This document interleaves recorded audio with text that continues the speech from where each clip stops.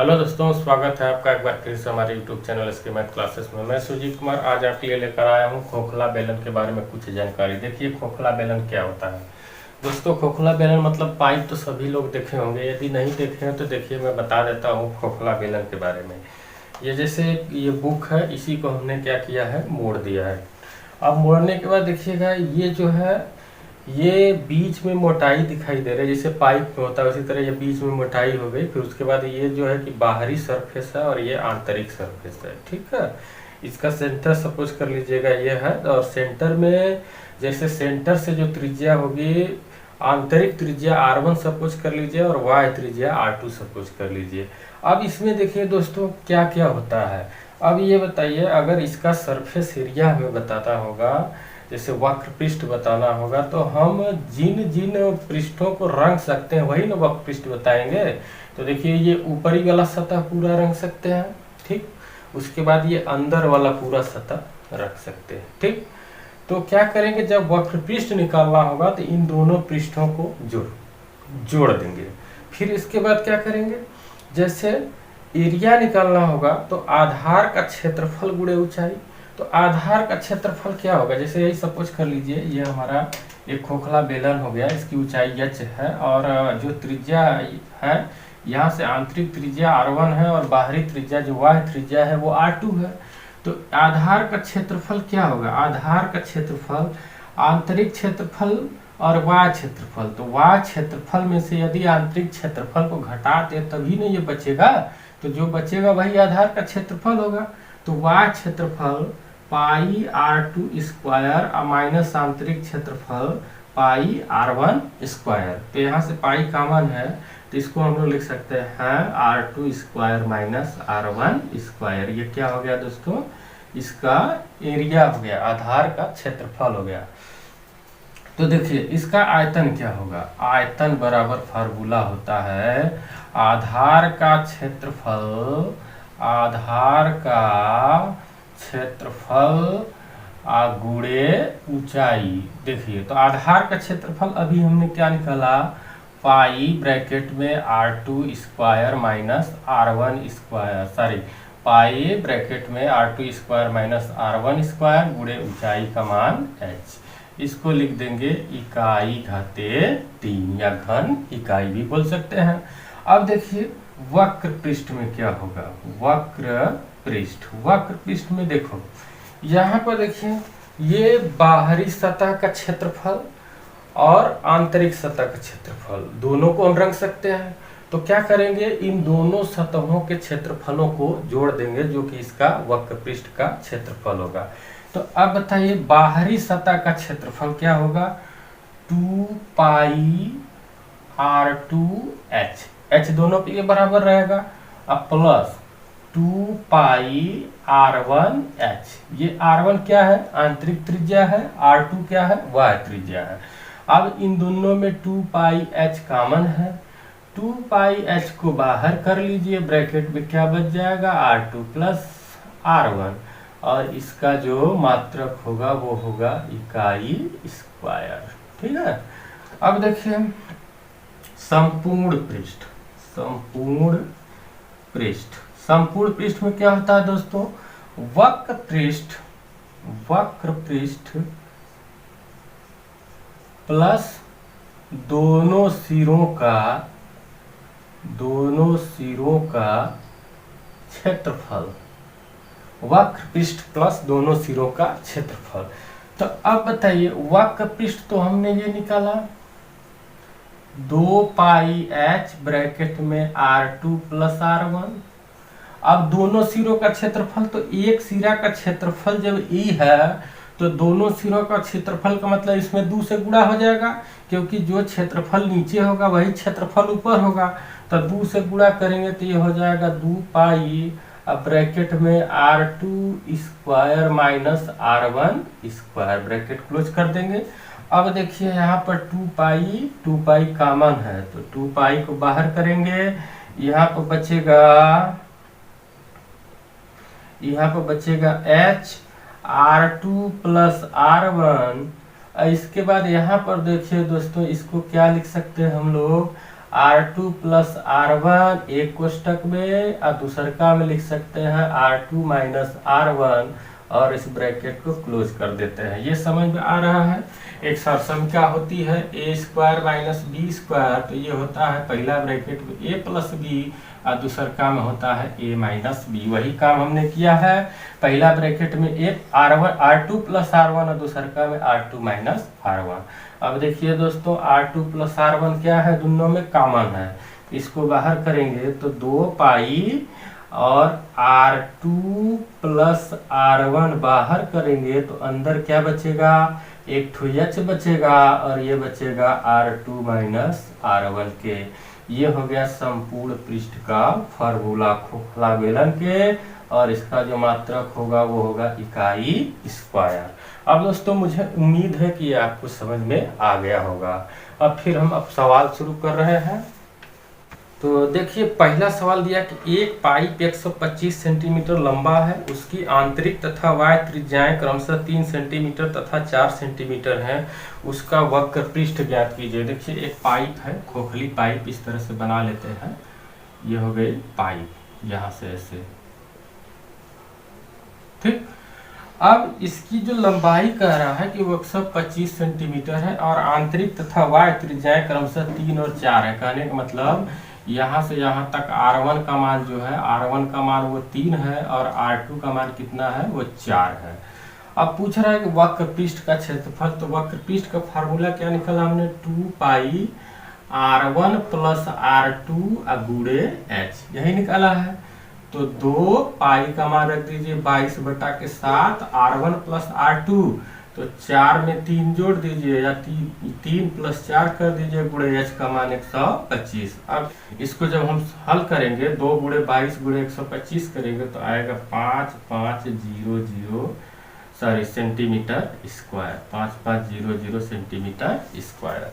दूसरा सवाल कह रहा है कि 8 सेंटीमीटर तथा 6 सेंटीमीटर वाय तथा आंतरिक त्रिज्या वाले 200 मीटर लंबे पाइप का संपूर्ण पृष्ठ कितना होगा। देखिए R1 का मान कितना दिया है, 6 सेंटीमीटर, R2 का मान कितना दिया है, 8 सेंटीमीटर, और लंबाई कितना दिया है, 200, H का मान 200 सेंटीमीटर दिया है।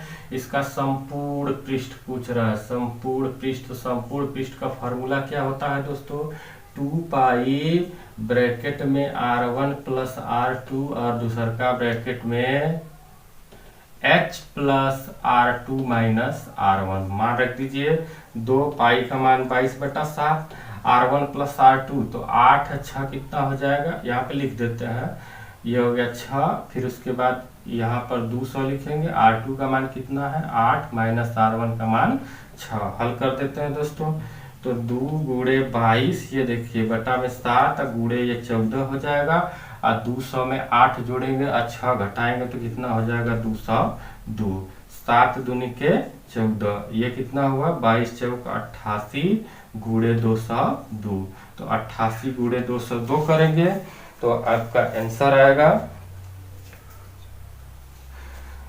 17,776 सेंटीमीटर स्क्वायर। नेक्स्ट क्वेश्चन कह रहा है कि 175 सेंटीमीटर लंबे उस पाइप का आयतन ज्ञात कीजिए जिसकी वाय तथा आंतरिक त्रिज्याएं क्रमशः 14 तथा 7 सेंटीमीटर है। H का मान कितना दिया है, 175 सेंटीमीटर। वाय तथा आंतरिक त्रिज्याएं ये दिया है 14 सेंटीमीटर और इसका मान है 7 सेंटीमीटर, ठीक है। अब इसके बाद इसका आयतन पूछ रहा है, तो आयतन का जो फार्मूला होता है, आयतन का फार्मूला होता है पाई ब्रैकेट में R2 square minus R1 square H। मान रख दीजिए पाई का मान 22/7, R2 square minus R1 square, तो R2 स्क्वायर का मान 14 है, 14 का स्क्वायर माइनस R1 स्क्वायर 7 का स्क्वायर, H का मान कितना है 175। तो ये बनेगा दोस्तों 22/7, 14 का स्क्वायर करेंगे 196 हो जाएगा, माइनस 7 का स्क्वायर 49 गुणे 175। अब यहाँ पर देखिए ये 22/7 हुआ गुणे, यहाँ 16 में से 9 घटाएंगे 7 बचेगा और 18 हो गया, 18 में से 4 घटाएंगे 14 बचेगा, 147 आया गुणे 175 कर देते हैं। इसको काट देते हैं, 7 दूना 14, 7 एकम 7, 21 हो गया। अब गुणा करेंगे दोस्तों तो 22 गुणे 21 गुणे 175। जब इसको हल करेंगे तो आपका आंसर आएगा 80,850, 80,850 सेंटीमीटर क्यूब, 80,850 सेंटीमीटर क्यूब।